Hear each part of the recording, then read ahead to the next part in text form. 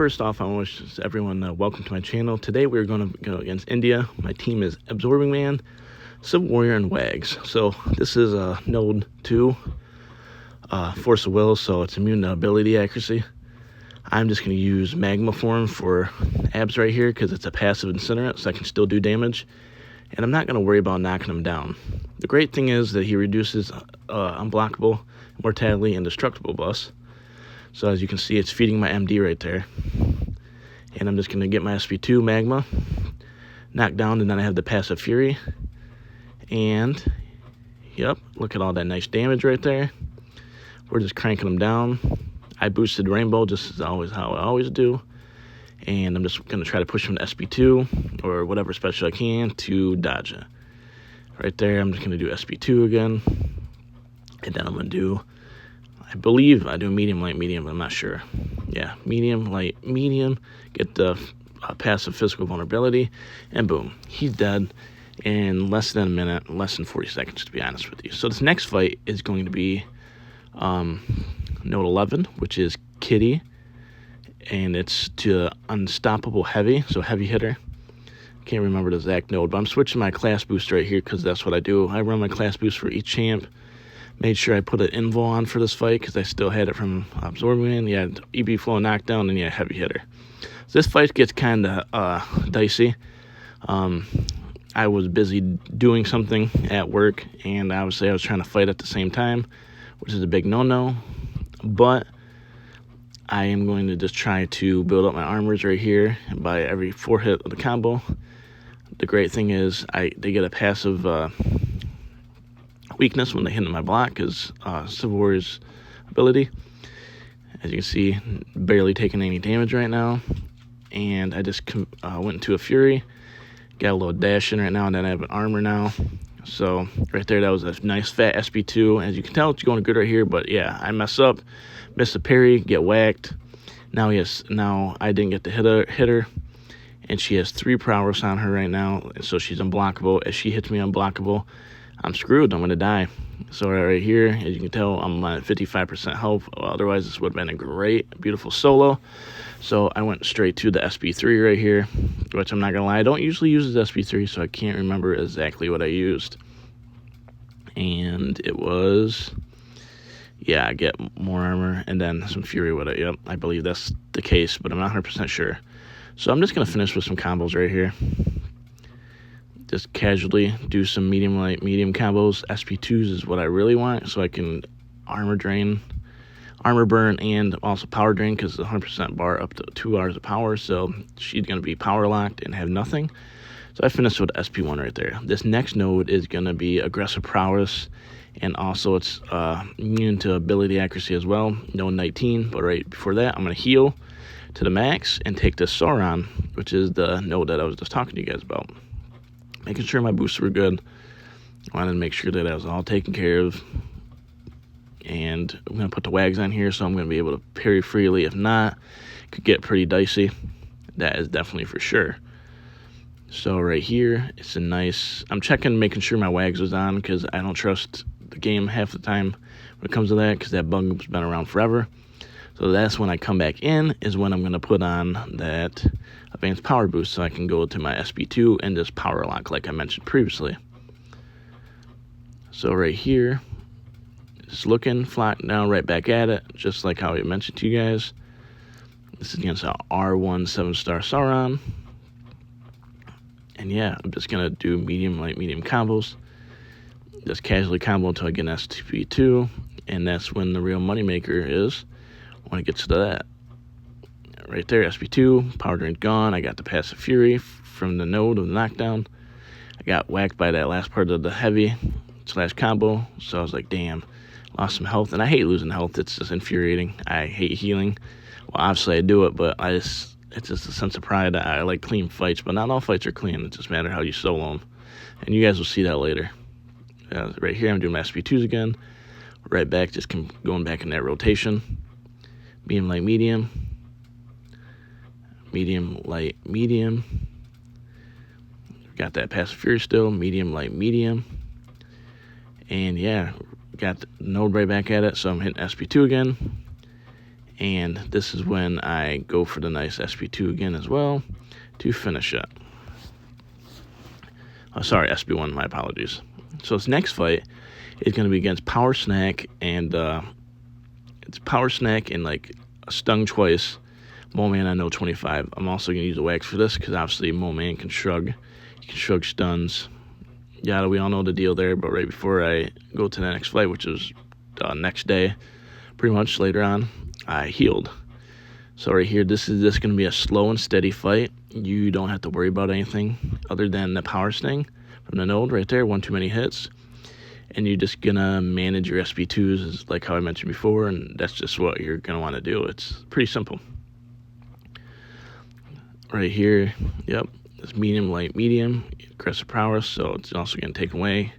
If he had up to 3 of them on him at one time or more, I believe, that's when he can go unblockable, and we don't want that. We don't want a Moleman unblockable, even though that Civil Warrior can become bleed immune with enough armors, but still, I don't want to chance it. You can see the little dash back right here from the defender, so I held my block to get the Fury converted from the armor, and then because I did a couple more hits, I have Fury and armor now, which is a great idea right here because now we're at SP2, had a 16k SP2.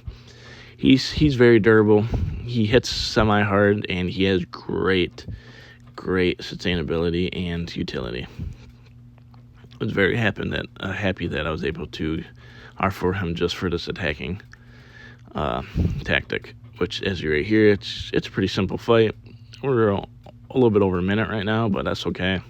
It's about how you solo. It doesn't matter about time, even though some will say time matters, but if you don't die, you don't got to worry about time. So this next fight is a pretty standard Knull fight with abs. He's going to be completely blockable already because I'm going to have the corruption on me. So what I'm wanting to do is to push to the SP2 is when the corruption is converted to a armor break, and since abs is immune armor break, it's pretty easy. So I switched my Mystic boost back on, made sure I was in magma form because that's what I like to start with. So basically I just pushed him to SP2, waited till I was able to get a SP1, so I medium, light, medium right before, since I was at 500 refraining charges. I was able to then block him down pretty easy, and it was a pretty easy fight. I'm going to go skip to the next fight for you guys, and we'll talk to you in a second.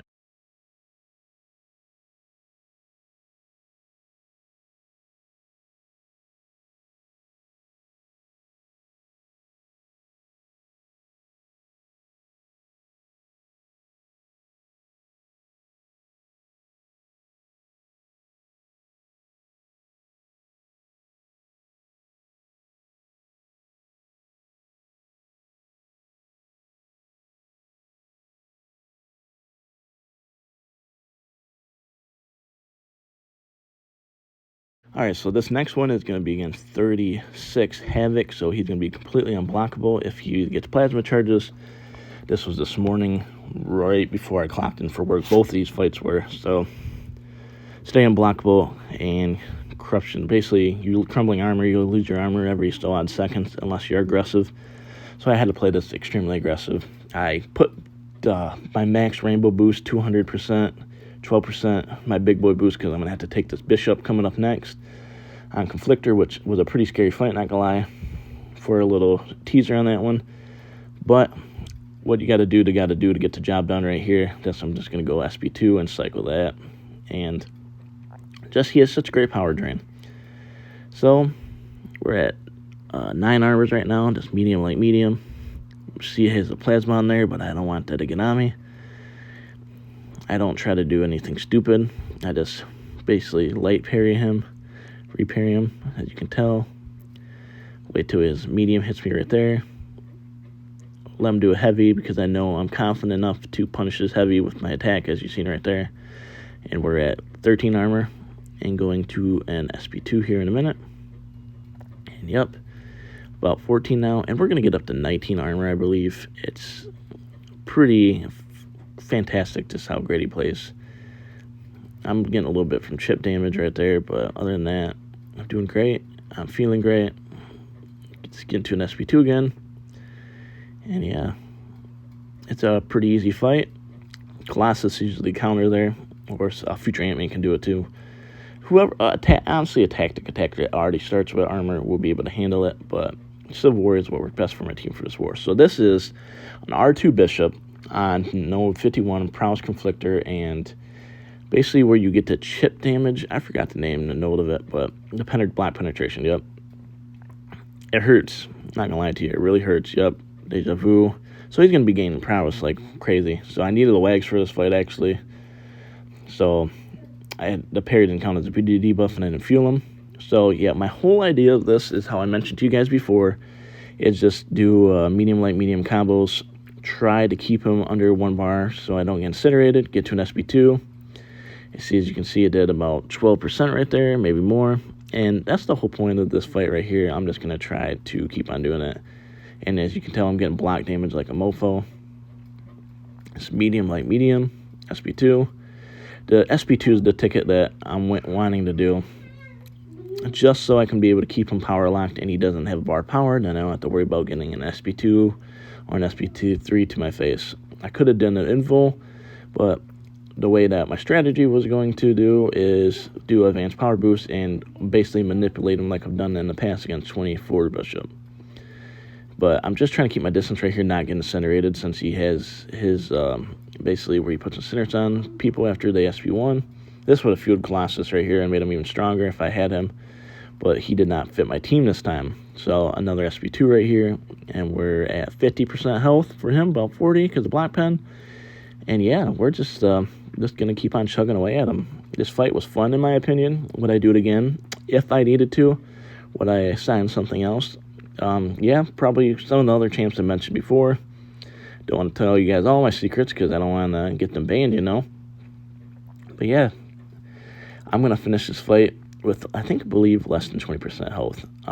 So this war was better than last war, where we completely crapped our pants versus XK9 and had 24 deaths, which is unexcusable to the fullest amount. But we had 9 deaths this war, and them deaths, sadly, were from a lot of mental miscues. So I had to make the necessary adjustments after this war to better us and keep our death counts down low. So we are now 2-1 so far on the season, and we are going to keep on trying to push the Masters as far as we can. I appreciate you guys watching this, and I hope you guys have a great day, and goodbye.